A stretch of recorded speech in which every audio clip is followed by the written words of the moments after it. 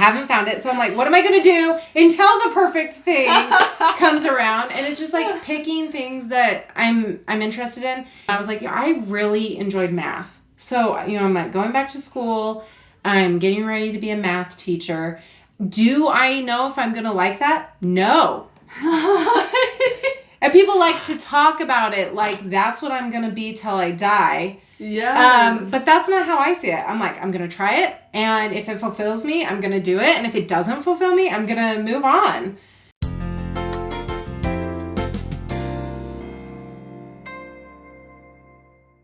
Hey, what's up, guys? Ex-Morgan with My Spiritual Life, and I have Stephanie. What? From My Great and Spacious World. If you haven't checked her out, she's on YouTube and TikTok. Her TikToks are hilarious. Highly recommend.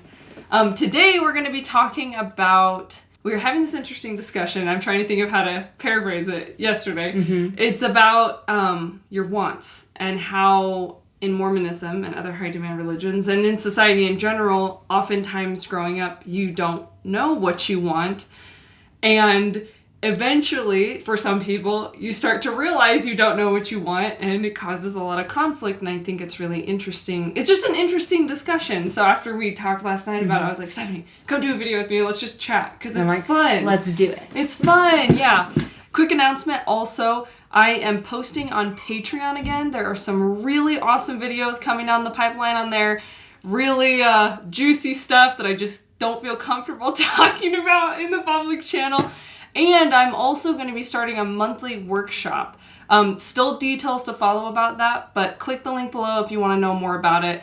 Basically, one of the tiers on Patreon, you'll get to attend a live online workshop with me where we just how to figure out what you want and, tools and tips for moving forward with your life and creating, the best life that you can. So be on the lookout for that. More to follow. Anyway. Sounds like a self-discovery thing that you're doing on there. Yes, yeah, I'm so excited. And we're kind of touching on that today. Hopefully. Discovering ourselves. Ideally. We'll see how it goes. Post-editing, that's what I hope it will turn into. Yeah. Okay, so we were talking yesterday, and what was coming up was I was talking about how I feel like in my late 20s, I'm finally trying to figure out what I want out of life. Like what do I really want my life to look like? And part of that is Mormonism related, but another part of it was that I never had like a second to think about what I wanted, what I actually wanted. So rewind for a second here. I'm in Young Women's, right? Mm-hmm. And everything they're pounding down in my throat is get married and have kids. Get married and have kids. Get married and have kids, right? That's the only thing that, was this, goal to aim for. Yeah. And then, in high school, it was go to college, right? And I'm glad I got that at school, because I wasn't getting it really at church. And I grew up in St. Louis, so they were very, pro-college, all my high school teachers. Anyway, so I'm like, okay, I just need to go to school. Doesn't matter if I don't know what I want to do with it. Doesn't matter if I don't know why I want to go to school. I just need to go, and I need to get married. So I went to BYU, Idaho, because that's where you can go to school and get married literally at the same time. Because there's valid options there. If you went to a different school, your options would be limited. But at BYU, Idaho, everyone's on the table. Yeah, unless they're not a return missionary. Then don't even... Or they didn't return with honor. Okay, to explain that joke, oh my gosh, right? To explain that joke, you're taught, as a woman, you almost, don't want to date people that haven't gone on a mission yet, boys, because all boys are supposed to go, and if they haven't gone yet... They're not worthy. They're either not worthy, or they're lazy, they're not good members, or maybe they are a good member, they're not old enough, and then you're like, well, I don't want to date someone that's just going to up and leave, because I'm looking for marriage. This is serious. Yeah. Anyway, what were you going to say? I mean, for you it was different, but for me, when I was dating the boys, you couldn't. Right now, they can kind of go out on the mission at the same time. They can experience their missions at the same time, so no one's waiting for the other person. But for me, if you got wrapped up with a boy who didn't go on a mission, then you got to do this thing called waiting for a missionary. It totally sucks because you put your life on hold for 2 years while they're out preaching, and it is awkward. It's awkward. Yeah. So there's a lot of math you have to do. When you meet someone. As a Mormon. I mean, just as anyone. Anyway, so rewinding, I'm like, just go to college, right? Yeah. And the thing that I had brought up yesterday was that I think for a lot of Mormons, it's like they get married instantly and then have kids instantly, and then there's no time to think about what they want. And for me, it was a little bit different because it was like I didn't have kids until after college, but I was so busy in college. I basically got married right away. I went to BYU Idaho for 2 semesters, and I was married before the 3rd semester started. Which luckily Jared is really sexy, so it's fine. So the bulk of my college years, I was married, and I was so busy doing school and work at the same time that I couldn't think of anything outside of those things. I didn't have the time. I didn't have the mental energy. I didn't think about what I wanted or needed outside of like what would keep me alive. Yeah. Like, I'm having a panic attack because I have a test tomorrow, so I better, like, take care of myself because, like, I can't get past this emotional disruption that's happening. And so outside of that, I didn't really have time to look within and think about myself and think about what I wanted. And it wasn't until things, like, after having kids and my life started to change a lot, and then I started, like, kind of backpedaling. Anyway, so that was kind of what led me to feeling like I didn't know what I wanted. I thought I knew what I wanted, but I guess don't all 18-year-olds think they know what they want? And that's part of the problem, right? What does 18-year-old you know about what you want? Well, she might think she knows a lot, but maybe she doesn't because she hasn't experienced much yet. Yeah. Anyway. So I think a lot for me is at 20, did not know what I wanted. And I think that can be a natural situation for some 20-year-olds to be in, like, whether you're raised in religion or not. I don't think everyone knows what they want to be at 20. Like, some lucky people do, and some of us don't. Right, and I wonder if, in a way, what might have contributed to it, religiously speaking, is that I could only be what fit in the box. And so I couldn't I had so many limits put on me of what I could be, and like I had to be, what I chose had to be like appeasing other people, and all those limits make it hard to find yourself. Like, one limit might be like, I need a job that I can be a mother with. Is that like an example? Or like I need a job that doesn't happen on Sunday, or like even like my clothes, like I'm picking out clothes that Mormons wear, not clothes that I necessarily want, and then I get married and I'm picking out clothes that work with garments, not necessarily what I want to wear but what I have to wear. So there's this pattern of like, I'm living my life based on this foundation, and I'm not trying to branch out of that. Yes, and like I wouldn't have went to a church school if I didn't feel like that's what was needed, because like marriage is a high priority, so I had to go somewhere where there were lots of options. But like if I wasn't thinking about getting married and I was just doing what I wanted to do, I probably would have went to a school to become like a sign language interpreter, which ASL. There are no programs that qualify you to be an interpreter at BYU Idaho, BYU Hawaii, Ensign College, and that's fine. They don't have to provide everything. But I'm just saying, I probably would have done something else if I didn't feel like marriage was more important than what I wanted. I'm very curious to interrupt your story for just a second. For women, I totally agree with you that marriage is a higher priority than school. And I just wonder, on a scale, what do you think that would be if it was like, marriage is up here and school is down here? Like, what's the gap look like? Okay. I mean, like, I don't want to speak for every Mormon's experience, but like from my experience, I'm like, my marriage years, the fertile years to get married, are like 18 to 25. Right. And like, I guess in my head, I was like, okay, if I get past 25, then education can become more of a priority, because then I'm like less likely to get married. Isn't that crazy? No, actually, I don't think it is. And like all my friends that I grew up with, they're all getting married. Like I'm starting to like, everyone around me is getting married, and so I feel left out. Like I didn't get married till 4 years. I went 4 years of college before I got married. Yeah. Okay, I see. So, and it wait, can I? Yeah. I went to 3 years. Okay, good. I went to 3 years of 18, 19, 20, 21. Nope, I was right the first time.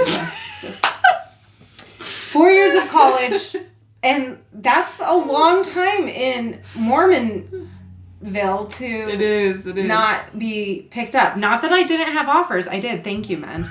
Thank you. But I was being particular about who I married. Okay, interesting thing. I have some thoughts about this all because, I think for women, the priority was get married and have kids, and I think school was kind of somewhere down here. Mm-hmm. And for men, I think it was more like this. Like, get married and have kids was still more important, but school was, like, pretty important. I think career. I think for men it's like this because you have to get married for your eternal salvation, but you also have to support that married person.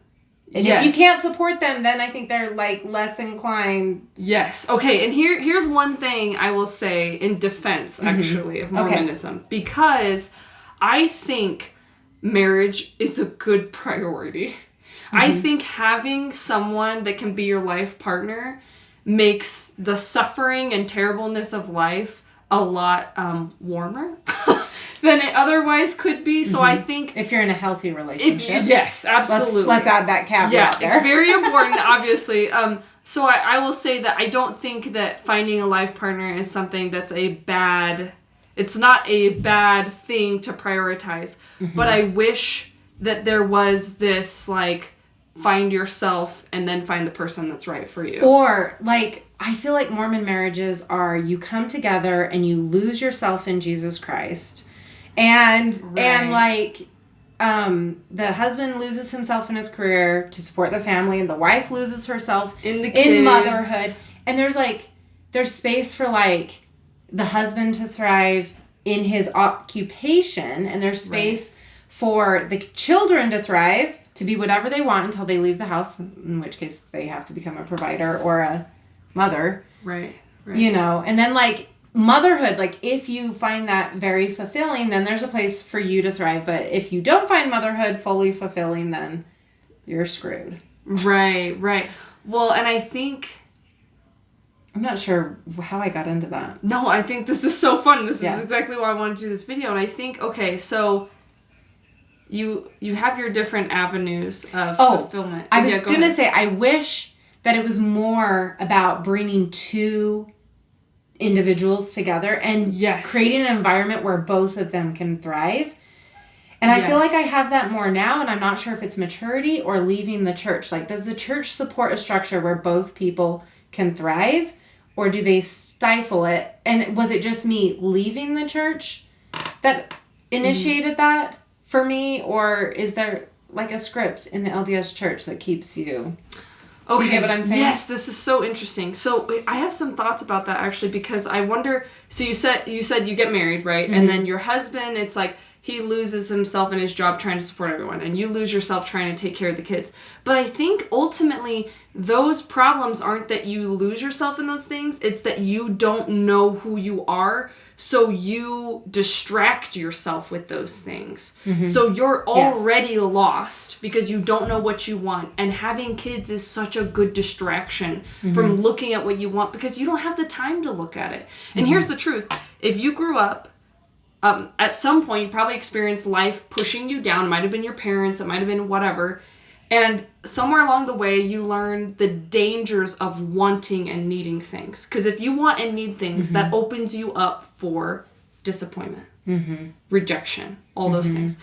And so I think it's like you get trapped in this, like, I want more, but, like, it's dangerous to want more. So I'm just going to, like, focus on my kids and fix their problems and try to, you know what I mean? As a distraction. Yeah. And we also talked about this last night. I felt like I didn't know what I wanted to be, but I knew that motherhood was valid. And so I chose that as an option because it eased the tension that I didn't know what I wanted to do.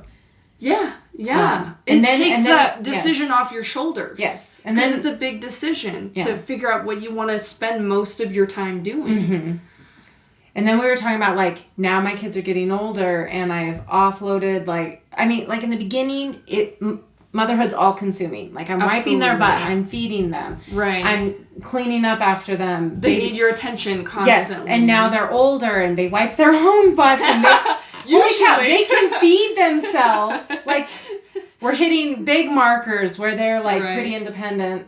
And I talked about how I tore my ACL this year. Right. And the kids were able to step up and show how responsible they can be. And that makes me really happy and really excited. Yeah. But also the more responsibility that I'm taking off my shoulders and putting on their shoulders because they're ready. Right. The more that opens me up to be like, hey, guess what? There's still that question of, like, what do you want? What do I want?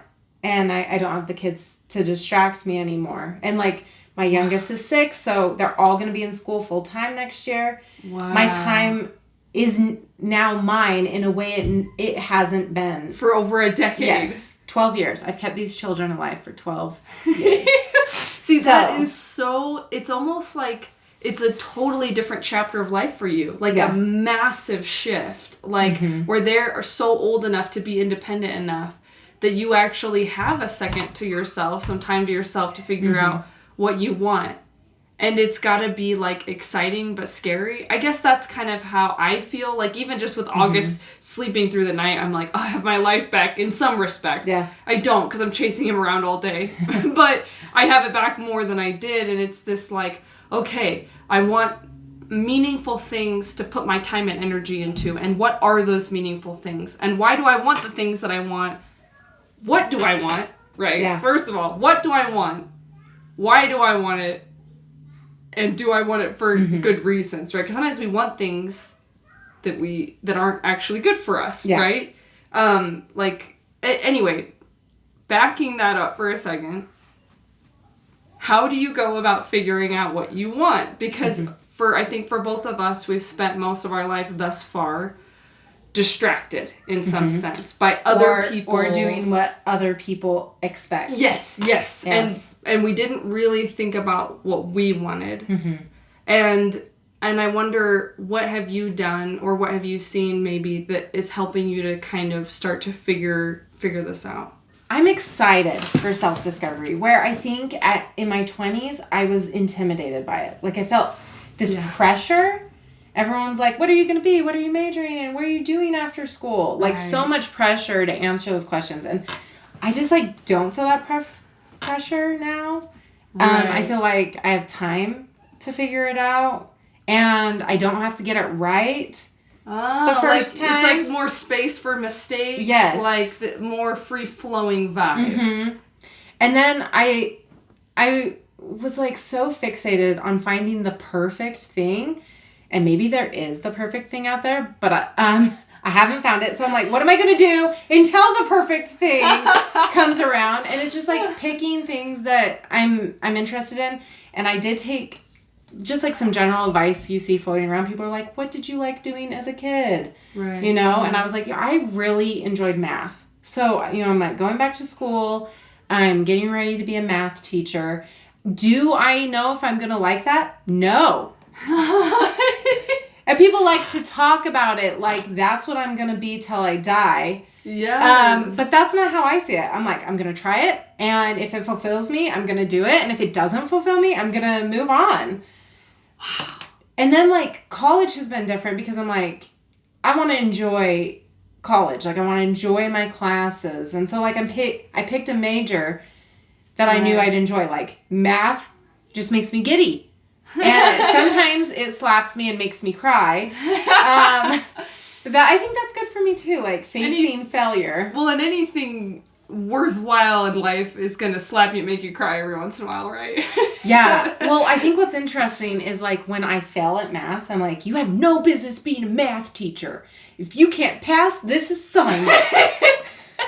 And it's like calculus. And I'm teaching junior high kids. Right. You're like, oh, man. Yeah. So it's been interesting to get over this, like, sense of perfectionism I have. Like, if I can't be perfect, then I'm not qualified to be in this capacity. But, like, no one's perfect. And everyone gets better the longer they're in that capacity.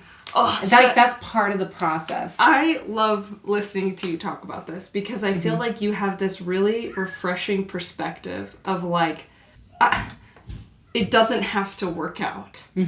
Like, and I'm going to be okay if it doesn't. And that blows my mind because I think if I was going to school, I would think, I need everyone to think that this is the perfect thing for me. Yeah. And you don't have that attitude. You're like, hey, maybe it'll work out, maybe it won't. I would be like, in my head, I would be like embarrassed. I'd be like, no, I need to, like, everyone needs to know that this is exactly the right path for me. And see, like, I feel like I have the opposite thing because people are like, yay, you're going to be a teacher, you're going to be amazing, you're going to love it. And I'm like, hey, I don't have to love it. Like, I'm having the opposite experience as you are. Everyone is validating. I will love it if I dang well want to. Well, I'm just like, yeah, kind of. I'm open to loving it, and I hope it works out and makes me mad fulfilled.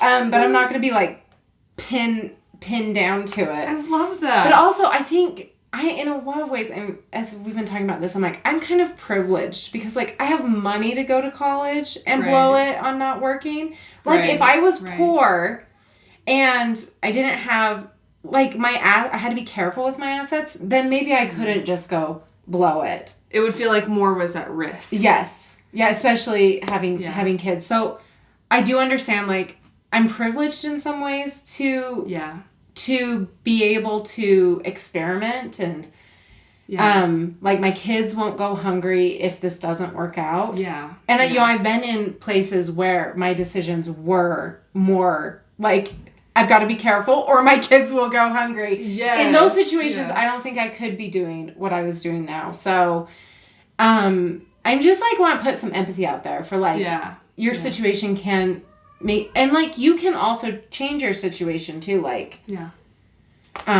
That's true. But if you're willing to live with less, then you have more options. Yes. Is what I was gonna say. Yeah. Sacrifice. Yeah. Right. You have to be. Yeah. Well, and it's easier, I imagine, going to school later in life in some respect because it's like when we're young, we usually have less money. The older we are, the longer we've been working, the more opportunity we've had to make money. So that can be part of it too. But I was going to say, I think you're not giving yourself totally enough credit, in my opinion, just because I feel like there is the money aspect of it too, but there's also the social, like, shame and identity aspect of it. And the fact that you have this kind of, like, free-flowing attitude is not just because of money, because you have sacrificed for years so far for your classes. Yeah. And I remember asking you about it when you started class, and I was like, how's it going? Like, because I've thought about going back to school. Yeah. And how's it going? Like, you know, what's the experience like for you? And I remember you said to me, it wouldn't be worth it just for the degree. Like, what's keeping me going is that I really enjoy what I'm learning. Yeah. And that was so cool. Yeah. That was cool. So. Yeah. And also, this journey has been good for me growing because I realize, like, I'm super afraid of failure. Back to the perfectionistic thing. Yes, same. And it's, like, great to be in a situation where I can constantly be presented with opportunities to fail. And then I can work on how I approach failure. And I think the more comfortable I get with failure, the more I can explore what I want. Because if you are afraid of failing, that limits what you can explore. And, you know, maybe the more free I get from failure, the more I explore, the more I can find that brings me joy. The more fulfilled you'll be. Yeah. I just think that's so beautiful. And I think it's very, very much my story, too, of, like, I like, just the other day, I was like, I can see myself procrastinating this thing I need to do. Why am I procrastinating? I'm, like, sitting with myself, like, what is it? What is it? I'm like, because I'm going to do it wrong. And I'm like, I can feel that fear holding me back. Like, I don't want to do something because I'm afraid of messing it up. So I'll just like, no, let me just not do it. And it's frustrating to me. So I'm trying to remind myself when I get into those instances, like, okay, just be patient. You're really afraid of failure. Here's why, like, be compassionate with myself, and then remind myself that, yeah, I probably am going to fail, and yeah, I still need to do it. Yeah. I've also been reframing failure too. You can learn some solid lessons from failure. Yep. You tend to retain what you learned from failure better than what you just like naturally caught on to. Oh my gosh. Okay. And so I want to do that in my math classroom too, like reframe, because I think people think they're bad at math because they've experienced failure. But what if we could like work that failure around? Oh, right. That they're benefiting from their failure. Maybe we could help them see themselves as good at math. Because of how they approach their failure. That is so beautiful. Yeah. Okay, I want to give an example because we just played our band together on Sunday. And so me and Stephanie are in a band together because we're awesome. What? Midnight Strings with a Z. We don't even have like a website or anything. We just been playing. But we have a logo. We do have a logo. And if you stay till the end of this video, we'll show it to you. They're going to copyright. I'll put a copyright on it. Oh, no. I'm just kidding. Okay, stay till the end of the video if you want to see the logo. And, okay, so we played at church.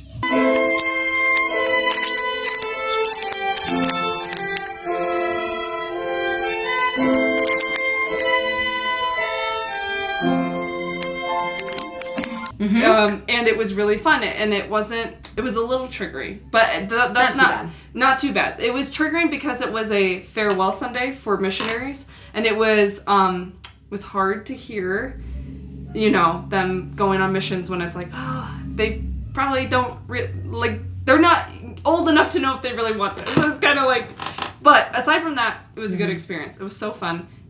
All the old ladies were in love with us. It was great. We got a candy bar from We did get a candy bar. And it was delicious. Okay, so after the performance was done, so backstory. In our band, Stephanie plays piano, and me and our other friend play violin. We both play violin. And I just started playing violin in February, so I'm still very new. And for those who don't know, string instruments like the violin, the cello, incredibly difficult to learn because of the mechanics of how you hold the bow going across the strings. It's really, really hard as a new string instrument player to get that sound right without it sounding like a screeching car or cat. A dying goose. Playing on the wrong. Or playing on the wrong string. Like, it's a very, very difficult instrument, and I've always loved it. And so I just decided, you know what, I'm just gonna go for it. And you know what helped me get to that point was working through my fear of failure, and my urgency, because I'd feel like, I gotta get good at it fast, and then I kept telling myself, no, you can get good at it slow. You can get good at it so slow that it's like a turtle, and it was so beautiful for me. So we played on Sunday, and I was really proud of how it went, and it wasn't perfect, but when we were done, we sat down, and Stephanie said to me, how did you do? How did you think you did? Do you remember what I said? No. Okay, so I mean, something like not good but good enough. I said I did, I think, about as well as I was capable of doing. And I said it with this pride of I think I played about as well as I could have. And you were like, well, that is all we could expect from you. Yeah. And it was such a huge shift in dynamic for me. Yeah. Because in the past I would have been like, I messed up on this and I scratched at this point, whatever. But instead I was like, you know what? I played about as good as I could have. And I'm very happy that even though my best isn't the best, I'm happy with it. And that was huge for me.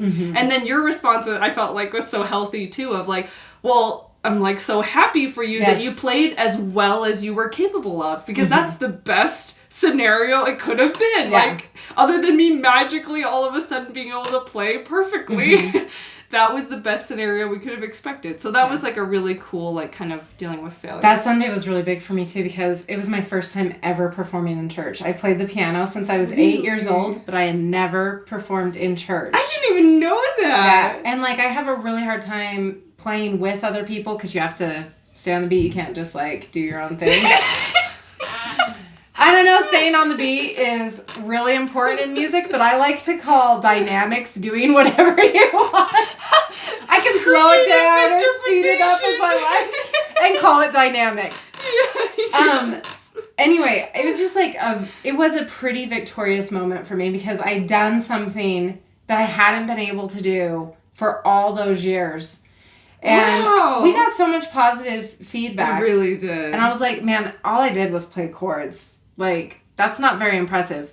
But I did really great job at playing chords. Hell yeah, girl. Yes. I can work up from there. And my husband took a little video of it, and maybe I'll put that in here. But it was funny because I put it in our little band group chat, and Stephanie's like, you're not allowed to do that. And I was like, what did I say? Jared was arrested by the church police and he's out on bail, like, because you're not supposed to record at church. Yeah. Except, now that's, I guess, been thrown out the window with Zoom meetings. Yes. Yeah. So, anyway. Yeah. Anyway, so kind of wrapping some of these ideas up, I've been reading a lot of Jordan Peterson. You guys know I'm in love with him if you know me very well. And, sorry, Jared. And he talks about in life, to combat depression and suffering and all the things that happen in life that make it really difficult, you need to find sustainable meaning in your life. And that can come through responsibility. Through responsibility that you are willing and able to shoulder. And preferably something that you feel really passionate about. Mm-hmm. So that was kind of what we were talking about last night too, is like, how can you find that meaning to sustain you as your kids grow up or as your, whatever in your life changes, mm-hmm. like what's that thing that's going to keep you going? And how do you figure out what that is? Mm-hmm. And I think Stephanie nailed it on the head when she said the way you figure that out is by giving yourself space to try. Yeah. And I think a thing I'll add to that is giving yourself space to think about what you want. Like giving yourself permission to even think about it, because it's scary to think about it. And most people, when you ask them, like, what do you want? They'll either say what they have been told that they should want, or they'll say what they think you want to hear. Yeah. Or they will say, I have no idea. I have genuinely no idea. Because they just haven't had the time or space to feel like they could even think about mm-hmm. it. And I think also most people just don't know that you should think about it. There's, you should be a good mom. You should have a good career. Mm-hmm. You should. Instead of like, like what's going on inside of me and why. Yeah. I think the less pressure you can put on the should part, like you should think about what you want and be like, I just feel like when I was 20, all that pressure to like know what I wanted was hard. And like, if you maybe replacing should with getting curious about what you want. Yes, curious. Yeah. I love that. To just ease the pressure, because pressure hinders your creativity, hinders your thinking process. I love that. I love that. And one thing I've been doing, I think I've mentioned it in some videos, is I've been trying to figure out what I want out of life and who I am based off of my reactions to things. Like, mm-hmm. okay, I like doing this activity. I don't like doing this activity. Why is it that I like this and I don't like this? Why is it I like spending mm-hmm. time with this person and not this person? And I've from that been trying to deduce this formula for like what I want. You're such a math nerd. I'm so analytical. I was trying to write this this chapter the other day. Like I'm working on a book, low key. I don't know if it's gonna pan out, guys. I'm trying. Yeah. But I was working on it. This one chapter was so like, here's how my brain breaks this down, and it was so funny how mathematical it was. Yeah. Like, and I think people off the cuff who know me don't really realize how analytical mm-hmm. my brain is. So it's just very interesting. It's kind of funny. Anyway. Yeah. When you were talking about what responsibility am I willing to show up for? Yeah. And I think that the church does have a lot of great ideas of things that can make people happy. And I think the difference is like, that shouldn't be forced onto people. People should be able to choose it. And the more you can choose what you like, the more you can own your choice. Yes. The happier you are. And if you feel pressured into that choice, it doesn't turn out the same as if you owned it. If you willingly took that responsibility on your shoulders. That is so beautiful, Stephanie. Yes. I never thought of that. Because what if you said to the bishop, like, what if the bishop said, we need a young women's president? And someone got to volunteer. Yeah. Actually, everyone would volunteer. Let's change the position. Because young women's is so much fun. But if they were like, we need a nursery leader, what would the difference of that nursery leader being? Called, and then you feel like you can't tell the bishop no, and so you say yes, but you hate it. And that's how you're showing up to those nursery kids every day, opposed to someone being like, I could be great in the nursery. And that and the energy they bring when they show up and how they feel about their responsibility. That is so beautiful. It's different. It could be hugely different. Yeah. And like, maybe there would be some people who didn't want certain callings. But again, this is just, hypothetical. I'm just saying that it's more powerful if you can choose it rather than it being forced on you. And I think, this has helped me with parenting a lot recently because my kids are so little, 4 and 1. They need me constantly. It's exhausting. It's really hard for me not to get overwhelmed with just feeling like almost this hopelessness of like, I don't matter because I'm just a snack bitch. And what has helped me is to remind myself that parenting was a burden. Parenting is a burden that I want. It's a burden that I choose. It's a responsibility I want. Why do I want it? I've been physically coming up with reasons. I'm like, because I like watching them learn. I like watching them grow. I like watching them open their birthday presents every year, and they're bigger, and they're smarter, and they're more interesting. And them, not the presents. Hopefully the presents too. Anyway. And so I keep reminding myself, and it helps with the resentment, because it's hard as a parent not to get resentful because kids don't appreciate you. They don't know how. Especially when they're babies, feed me. That's all they care about. That's fine. So that has helped me to remind myself, like, this is a burden I want to shoulder.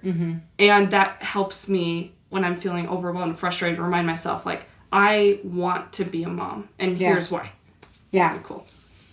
Yeah. Well, I think when I left the church, I asked how much of being a mom was my choice and how much of it was being forced on me. It was a very hard time for me. Yeah. And I personally, I don't know if this would work for other people, but I was just like, what scenario would I be more happy in? And I legit considered, like, would I be more happy without my kids? Like, maybe for a day, maybe for a week, maybe even for a month. But that's stretching it. But past that, I would miss my kids. And you would want children. And I would want them in my life. And it was that was nice because then I came back to being able to choose my kids. You chose them. And that's so then important. I was able to show up for them better than when I was like, wait, have I just been forced into something that I never wanted? Right. And thinking about that until I got to this space where this is what I want.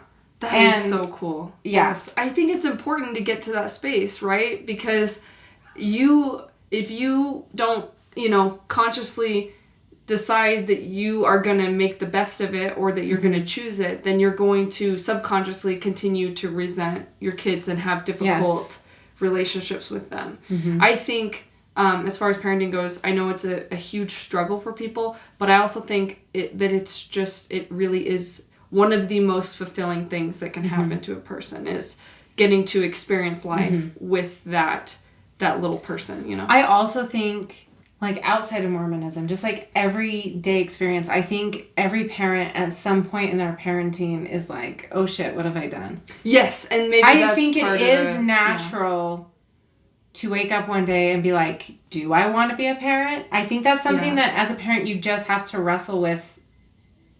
So I just didn't want to put shame around it. No, and I love that, and I think it's just, I love how you talked about how, it's like you all suddenly Mormonism, you've got 4 kids, and it's like, would I have had this many? Would I even have had any? And then to ask yourself, and then to come to that conclusion is really cool. Yeah. And then I think maybe if you come to the conclusion that you wouldn't have done that, at least you're aware of it, and you can manage it as best as possible instead of letting it subconsciously kind of be destructive for you and your family. Yeah, I also think it was healthy to, like, when those feelings come up, to like let myself grieve it. Like, I might have had a different life. I'm going to grieve that, but then I'm going to come back to my real life. I love that. You know? It is. It's like a juggling act. No, it is, because if you don't have kids, you're going to grieve that in some sense. Yes.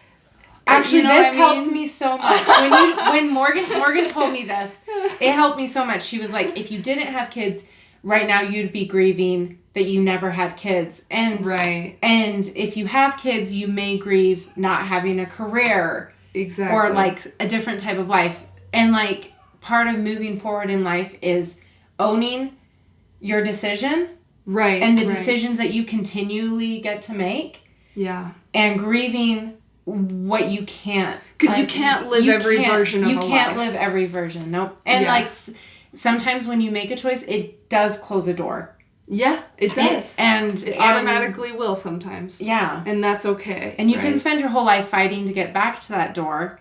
It's an option. But, yes. But I found a lot of empowerment of like accepting where I am and what options I have going forward, which are a lot of options. With what I have. I love it. I think that's a good place to wrap it up, unless you have any other thoughts. Nope, that's it. Oh my god. We did it. Stephanie, I love you so much. I love this video. Yeah. I know, come back again.